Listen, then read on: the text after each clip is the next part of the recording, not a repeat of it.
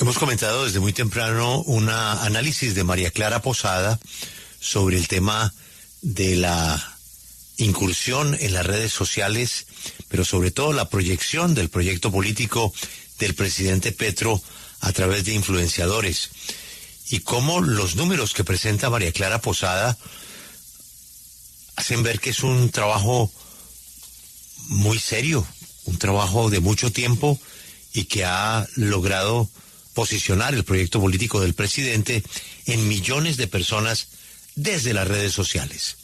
Vamos a conocer un poquito de este análisis con la autora de esta columna. Ella se llama María Clara Posada y nos acompaña a esta hora. Doña María Clara, buenos días. Buenos días, Julio. Buenos días a todos los compañeros suyos en la mesa y buenos días a toda la audiencia. Un placer acompañarnos.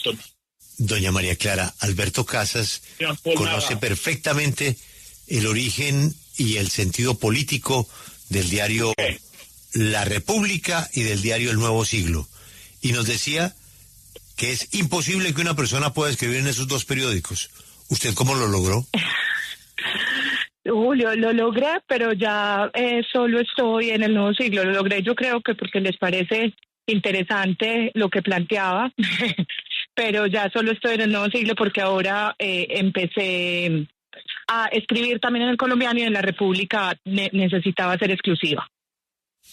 Pero agradezco mucho a las tres casas que me han permitido escribir.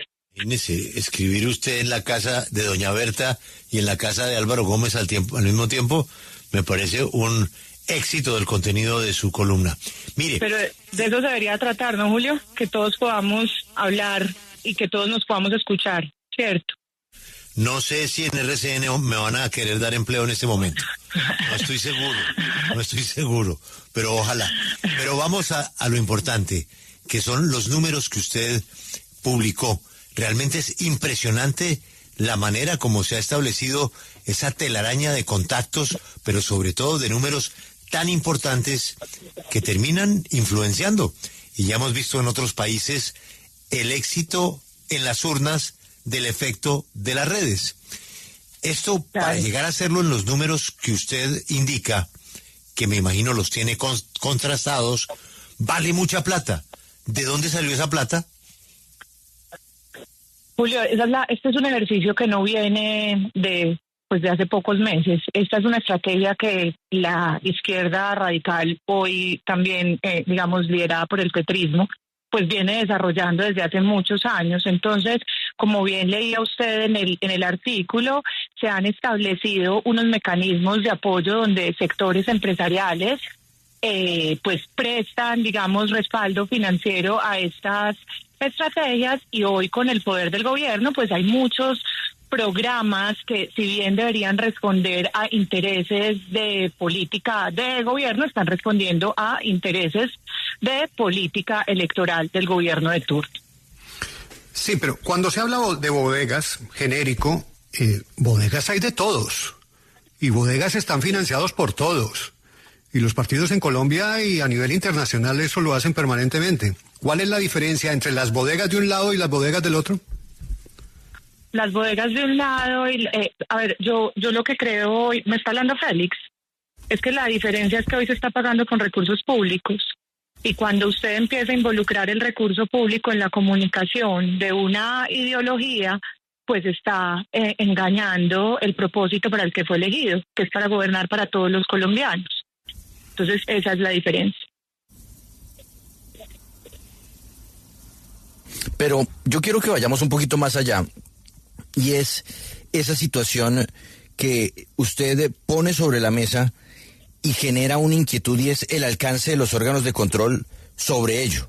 Porque sin duda, pues, unas bodegas o unas personas, unos recursos que se hacen fluir hacia el mundo de las redes sociales, con lo heterogéneo o etéreo que resulta esto, pues es prácticamente imposible de controlar, porque ¿quién va a definir o quién va a ser el juez para determinar que hay plata que se está dirigiendo con tales objetivos y con tales fines para modelar la opinión pública de tal forma? si la pregunta, se la entiendo bien, es sobre el papel de los organismos de control en todo este entramado. Sí, o quién puede lograr poner esto en un marco de lo legal, de lo ilegal, de lo correcto, lo incorrecto, porque es que es muy etéreo el mundo de las redes.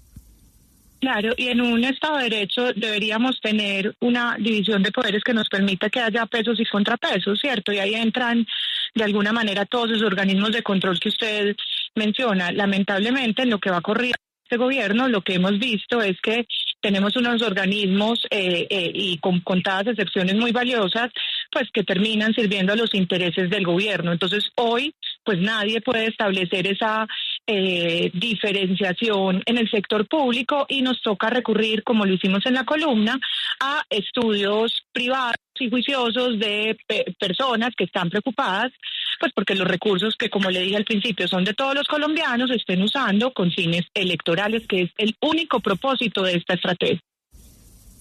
Ahora, ¿qué garantía hay de que el estudio o la información que usted compartió, pues de todas formas esté un tanto parcializada, como lo señalaba Félix en su pregunta, por el hecho de venir de la orilla del Centro Democrático, y puede hacer que muchos de los tuiteros que están respaldando al gobierno Petro, pues lo hagan de manera genuina?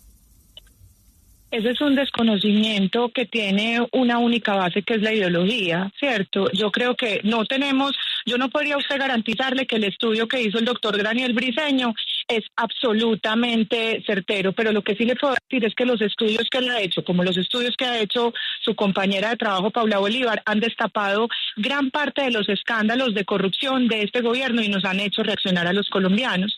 Entonces, como su juicio le antecede, yo creo que es un estudio al que le podemos dar una gran dosis de credibilidad. ¿Cree usted que el uso de estos recursos públicos para propaganda política está planteando al final de cuentas como el dilema ético del manejo que se le debe dar a las redes, a los medios públicos por parte del gobierno? Vea, Julio, yo me considero una liberal. Yo creo que acá no deberíamos establecer límites a la libertad de la gente de expresarse, ¿cierto? El problema es cuando esos límites empiezan a transgredirse porque se genera un sesgo que tiene una financiación con recursos, como le he dicho a lo largo de esta entrevista, que no son del gobierno, no son de quienes hoy ostentan el poder, sino que son de todos los colombianos. Entonces el límite no debería ser a la capacidad que tenemos todos de comunicarnos y expresarnos libremente, sino a que eso se haga con en estrictos términos de libertad. ¿Y eso qué quiere decir? Que no haya recursos del Estado financiando. Pero es que esa financiación no es nueva tampoco, porque en anteriores gobiernos también se dio, donde había figuras que estaban en las redes sociales y que en este mundo de los influencers y todo lo demás, que acababan con contratos oficiales, como hoy también. O sea, acá lo que se debía hacer, si se quiere hacer el análisis certero, hay que mirarlo cómo ha funcionado para lado y lado. ¿Por qué ese mundo de influencer y todo esto acaba patrocinado no solo por este gobierno, sino por gobiernos anteriores? Félix, el hecho de que el análisis lo estemos haciendo desde el punto de vista de este gobierno no lo invalida, ¿cierto? Y también yo le recuerdo a usted, y creo que todos los oyentes lo conocemos, porque yo también me reconozco una de sus oyentes, pues que este fue un gobierno que se eligió con las banderas del cambio. Entonces no podemos seguir justificando todos los errores de este gobierno, que se hizo elegir diciendo que iba a hacer las cosas diferentes en lo que hicieron los demás gobiernos. Sí, hay que establecer unos límites, sí, los recursos públicos son sagrados, sí, los recursos públicos no deberían usarse para beneficiar una u otra tendencia ideológica, pero lo cierto del caso es que lo que estamos viendo ahora se está dando en un gobierno que se hizo elegir diciendo que nada de esto iba a pasar porque porque significaban la real transformación, y nada de eso se ha dado. Sí, María Clara, usted ahí en el párrafo que Julio le ha mencionado, en donde hace referencia a esos 27 influenciadores, hay 6 puntos y al final del párrafo usted dice y sigue. ¿Qué le faltó algún dato más pendiente por enumerar allí en esa lista? Pues yo hubiese querido profundizar en la forma, por ejemplo, pero no me da por el espacio, porque ustedes bien saben que uno en esas columnas tiene un espacio reducido. Pero quisiera que hubiera querido profundizar en lo que planteaba sobre cómo el mundo digital se está llevando al mundo análogo con ejercicios como Ciberpaz o con activistas con el cambio, que al final terminan es alimentando las movilizaciones, ¿cierto? Porque al final usted todo esto lo ve repercutiendo en ollas comunitarias, en grandes conciertos, en espacios que se hacen, en espacios que se desarrollan en el mundo análogo y que terminan es generando una movilización real de la gente, que es al final lo que uno necesita cuando está pensando en movilizar en las urnas. Eso por un lado. Y por otro lado, quisiera también haber mencionado cómo el escenario dialéctico, que si bien yo les decía, hoy lo está determinando la izquierda, lo está haciendo de una forma tan estratégica que está permitiendo, si usted hoy revisa los nodos de comunicación, no sé si todos sepamos qué son los nodos de comunicación, pero es como una foto que uno le hace a cómo están las tendencias en comunicación con mapas de calor en las redes. Si usted hoy revisa los nodos de comunicación, se da cuenta que toda la agenda la está marcando la izquierda y la derecha está simplemente respondiéndole. Ahí hay algo muy riesgoso, y es que se está saliendo de ese nodo Gustavo Bolívar, que está cogiendo comunicaciones, temas de interés del centro, y está desplazando a Sergio Fajardo hacia la derecha, que al final simplemente está cayendo en la agenda que está determinando la izquierda. Entonces, eso no se da de manera espontánea, eso se da por criterios estratégicos que ellos están desarrollando de forma juiciosa, mientras nosotros todos los días nos distraemos en el escándalo de turno que van comunicando. Estoy de acuerdo. ¿Cómo entender que en las encuestas, pues pese a tener toda esta red de comunicación, el gobierno, pues en las encuestas al presidente y a sus políticas no les vaya tan bien, o no salga tan bien calificado? Juan Pablo, yo creo dos cosas. Primero, el presidente, son dos cosas. ¿Usted me está hablando de percepción de gobierno o me está hablando de interés electoral, de apetito electoral? Percepción del gobierno. La percepción del gobierno la ha mantenido lo que ha sido su voto duro, y lo mantiene. Y el problema es que le sigue yendo bien en los que son leales a su causa. Y ese es el espectro que nosotros, y cuando digo nosotros me refiero a todo lo que no es un progresismo irresponsable, no hemos sido capaces de penetrar. Entonces no es tan cierto que hoy el gobierno, y yo creo que eso es algo que tenemos, es un velo que tenemos que quitarnos si queremos enfrentar las siguientes elecciones de manera efectiva. Y es, el gobierno sigue manteniendo un 25-30% de popularidad, y cada vez que usted lo ve en las encuestas se ve reflejado. Sí, hay una variación entre el descrédito de la política, ¿cierto? Pero las bases duras del petrismo ahí se mantienen consolidadas.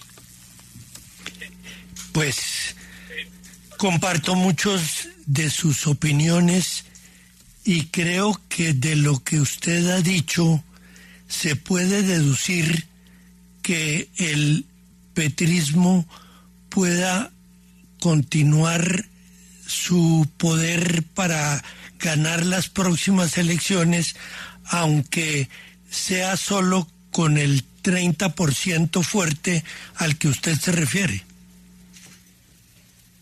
Sí, doctor Casas, me complace mucho saludarlo, y efectivamente, lo primero yo creo que nos tendría que estar concentrando a todos la atención es garantizar que vayan elecciones libres en 2026, porque es un riesgo que, aunque muchos hayan querido minimizarlo, existe, ¿cierto? Y elecciones libres no me refiero yo a que se celebre o no el certamen, es que se celebre en condiciones justas y en condiciones legales y en condiciones equitativas. Entonces eso es lo primero. Lo segundo es, sí, acá en Colombia pues la segunda vuelta hace que cualquiera que tenga el 30% pues se pueda hacer elegir, ¿cierto? Y se pueda pasar a segunda vuelta. Y usted en segunda vuelta con un 30% duro y con recursos del Estado, sin organismos de control fuerte y sin una división de poderes claramente establecida que establezca pesos y contrapesos, pues es muy fácil que podamos estar presenciando el inicio de la perpetuación del modelo petrista en el poder. María Clara, gracias por atendernos y por compartir con nosotros el origen de su preocupación. Ha sido usted muy amable.